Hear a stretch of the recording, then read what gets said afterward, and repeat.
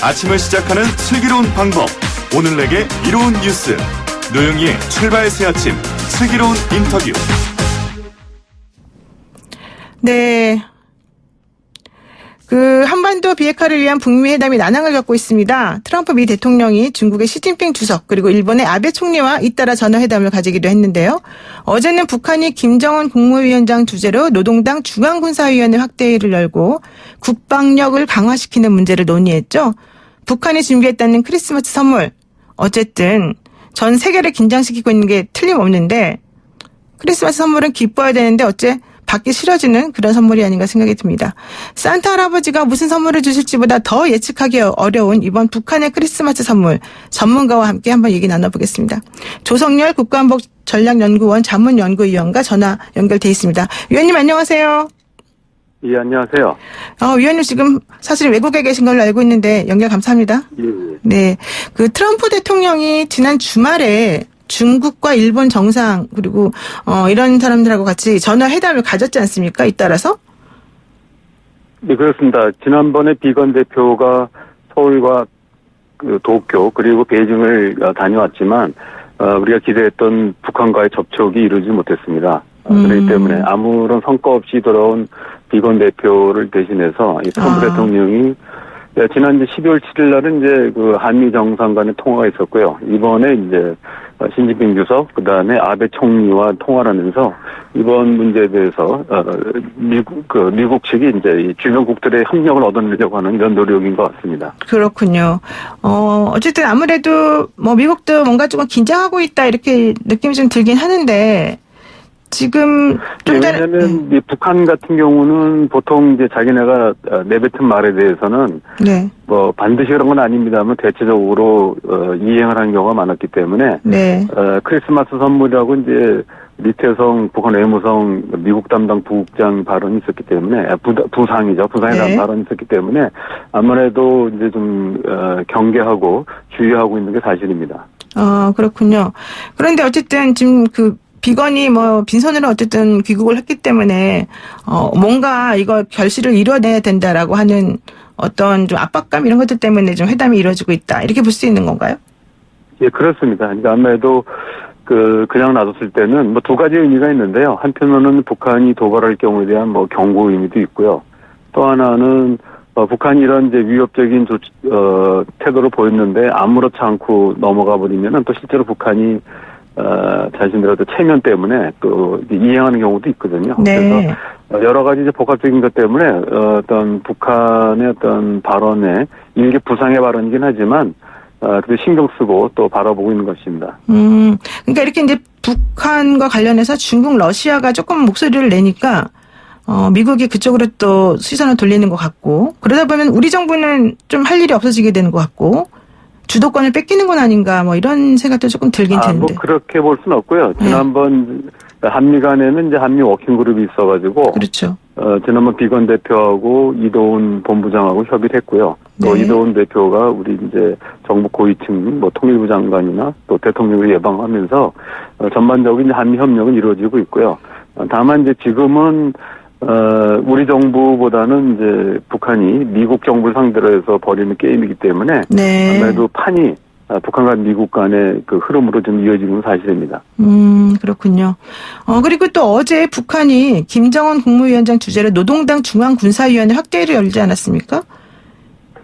예, 지금 당 중앙군사위원회라는 거는 이제 북한의 기본적인 군사정책이나 전략 그리고 이제 군수공업을 관장하는 이 군사 분야의 어떤 지도기관을 볼 수 있는데요. 이 부분이 이제 주목받는 것은 네. 북한이 이제 새로운 길, 그 중에서도 이제 자유적 군사력 강화에 방점을 찍고 있는데요. 이 부분을 결정하는 기구이기 때문에 그 내용에 대해서 많은 관심을 가진 게 사실입니다.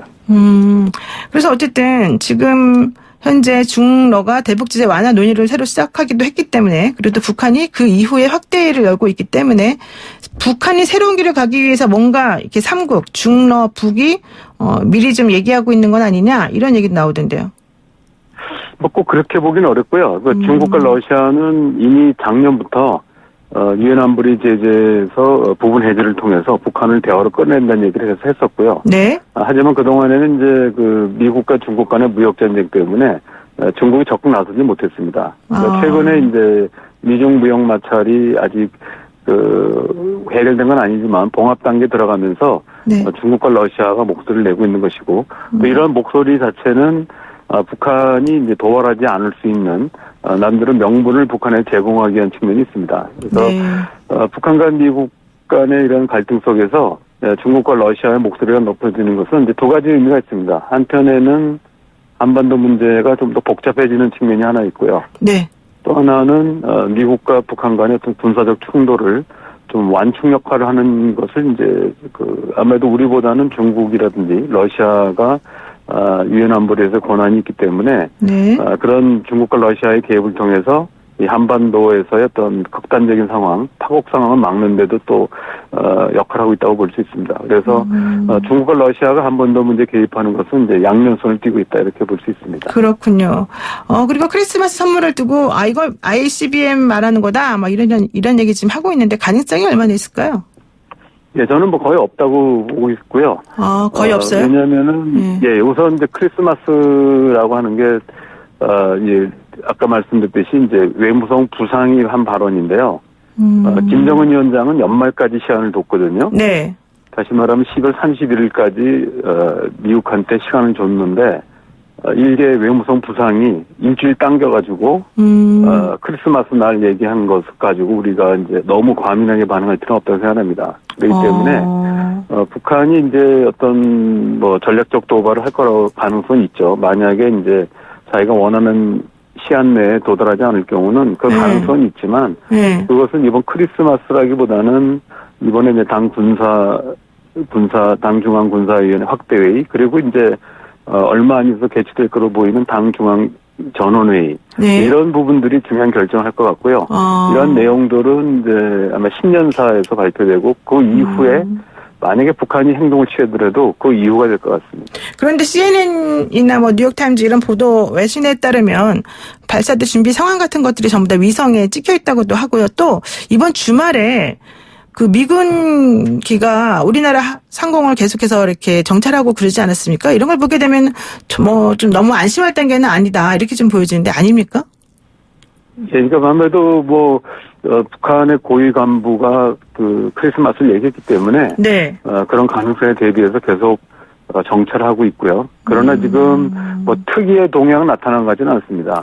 이른바 ICBM에 대한 시설들을 확대한다든 이런 부분들은 뭐 즉각적인 뭐 발사 준비라기보다는 네. 지속적인 움직임이라고 볼 수 있고요. 네. 이번에도 이제 미국에서 보도된 것들 보면은 바로 뭐 발사 준비가 임박했다라는 보도라기보다는 북한이 이제 ICBM 능력을 지속적으로 확대해 왔다. 이것을 이제 최근에 밝힌 겁니다. 그래서 네. 제가 볼 때는 물론 이제 북한이 크리스마스 아직 시간이 있기 때문에 뭐 오늘 내일 도발할 가능성도 뭐 완전히 배제할 수는 없지만 전체적인 흐름을 본다면은 오히려 당 전원회의를 열어서 네.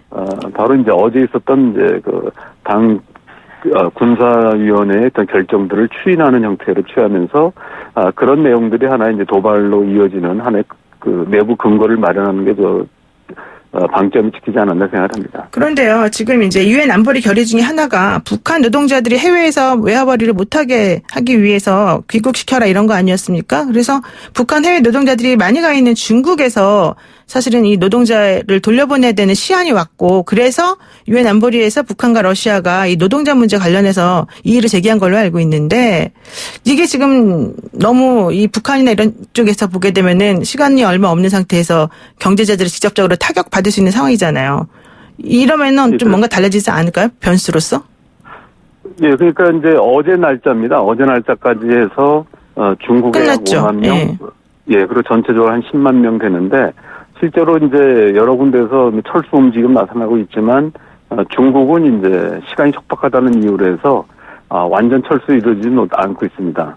그래서 제가 볼 때는 이제 이 문제가 북한으로서도 매년 뭐 추정컨대 한 5억 달러 정도의 외화 수입원이기 때문에 그러니까요. 이 부분에 굉장히 중시할 것 같습니다. 그래서 이 부분을 둘러싸고 아마 미국하고 중국 그런 협의를 통해 가지고 아마 이런 부분들이 이제 하나 돌파구의 하나의 대안이 될 수 있지 않나 생각합니다. 이 문제 해결하는 과정에서요. 알겠습니다. 예, 고맙습니다. 여기까지 듣겠습니다.